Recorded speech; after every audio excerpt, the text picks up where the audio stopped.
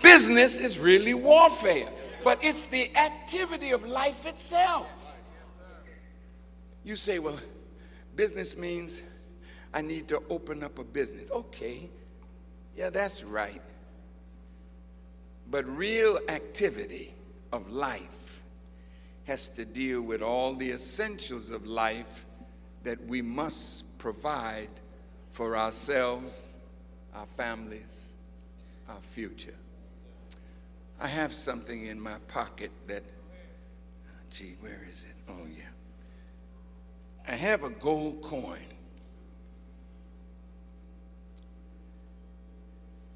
In 1961, I was sitting with Elijah Muhammad,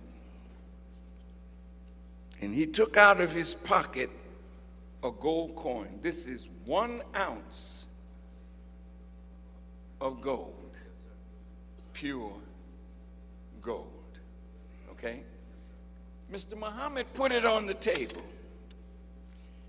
He said, one day soon, this gold coin will be the new medium of exchange.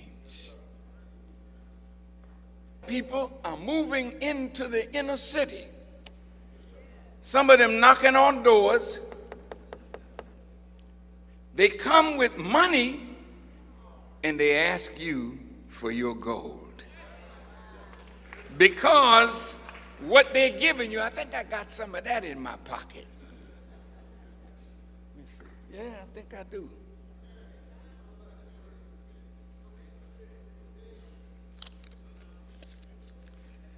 Now this is paper. This is not real money. This is real money. Silver as real money. Now you young people, some of the elders in the audience, like myself,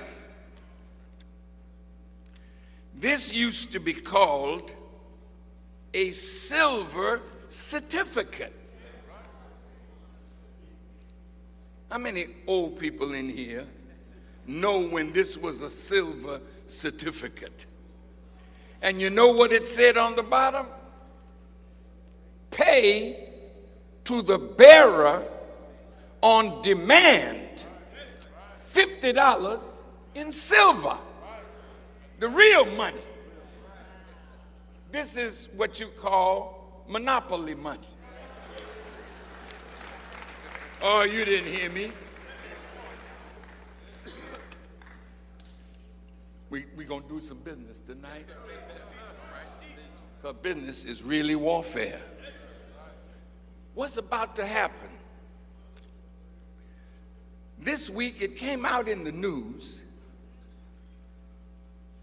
that in 2016, all the major banks are in trouble. It started with J.P. Morgan Chase, Bank of America, Wells Fargo. What makes a bank in trouble? When the value of the paper that they have begins to lose its value, then the bank is in serious trouble. And so are we who have our money in the bank. They're in the pawn shop now, and they're telling you in the window, bring the gold, we got cash for you. They know you don't know that this is losing its value every day. But gold will increase in value. Now this one here, I bought it today, or sent a brother to get it today, because I wanted to use it to explain something. 1 ounce of gold, this little piece right here, is $1,237 today. it went up to $1,800, but it began to fall. But when Elijah Muhammad put that gold coin on the table, an ounce of gold you could buy for $35 an ounce.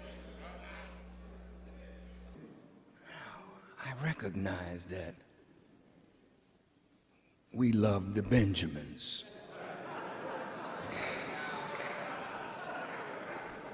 So I happened to find a few, and I brought them out because we have become enslaved to the symbolic power of a dollar that really is losing its value every day. We have deceived for this. We have tricked for this. We have lied for this. We have killed for this. At the death of our loved ones, we have fought over this and what this could buy of material things. So today, I want to talk about the dollar, which once was backed by gold. For every $5 note and up, you could take this paper and go to a bank and get $5 in gold. And from the $1 note up, you could go to the bank and get silver. But now you can't get gold, you can't get silver. When this falls, you can't get anything for the dollars that you fight over, that you hoard, that we amass. He said, the note today is something that the government declares. They will give you the value in return, but America does not name what that value is. Now, brothers and sisters, we all are the victims of something that happened in this country that violates the Constitution. The Constitution declares that only Congress can have the right to mint money and produce bonds and securities. That's an act of Congress. But in 1913, on the 23rd day of December, a group of international bankers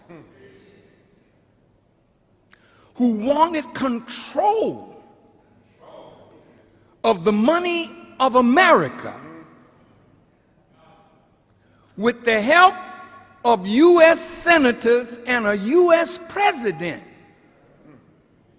passed the Federal Reserve Act, which brought into existence the Federal Reserve Bank. Now, when you say Federal Reserve, you think that federal means it's owned by the government.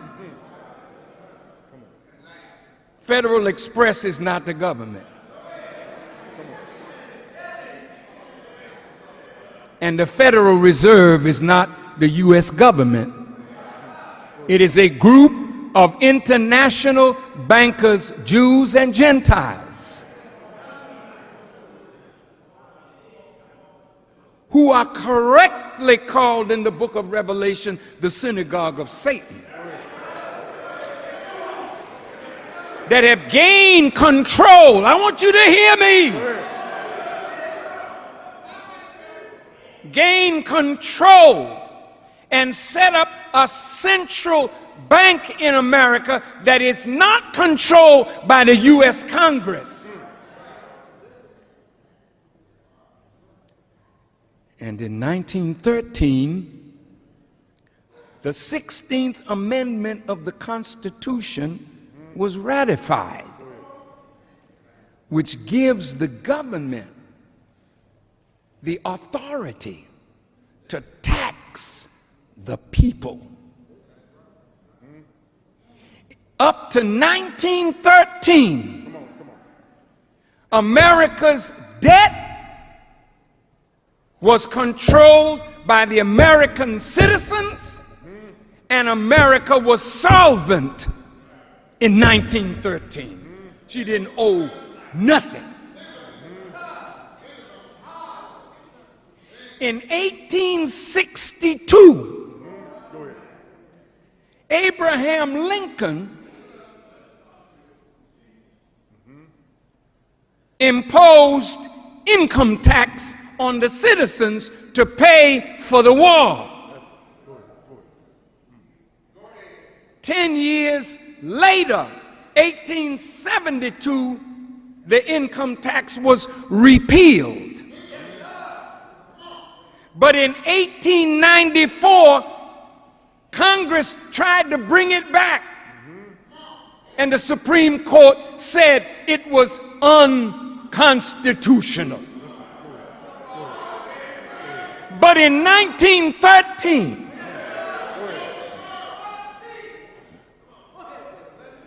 when the Federal Reserve Act was passed in Congress,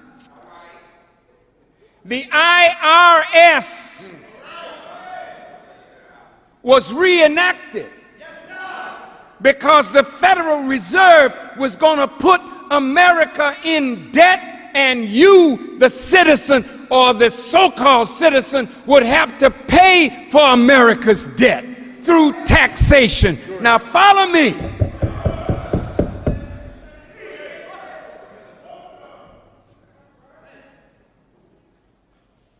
In 1913, Woodrow Wilson was America's president.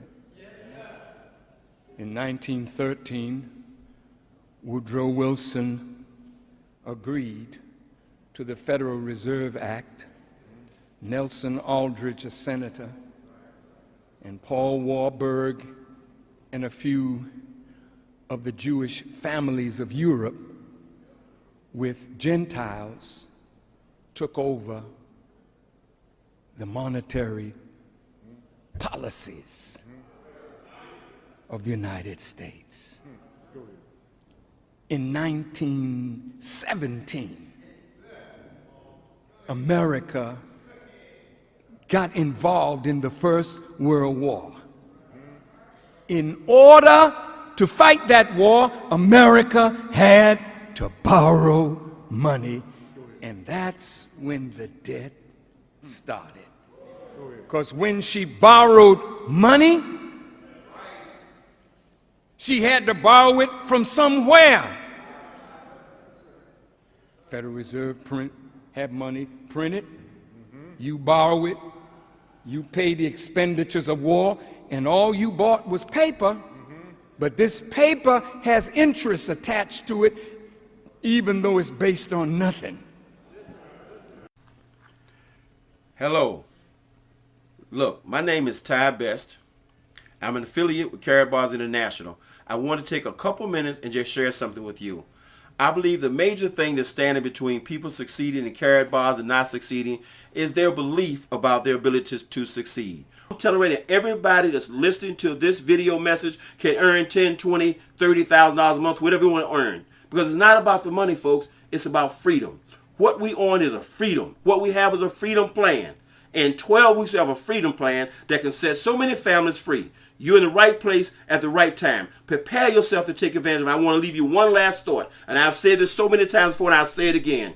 I'd rather chase a dream with passion, with energy, have something I'm excited about every single day, and chase that dream all my life that never comes true, than to live life without a dream at all. It's worth it. Elevate this thing to a priority in your life and make it happen. Good day.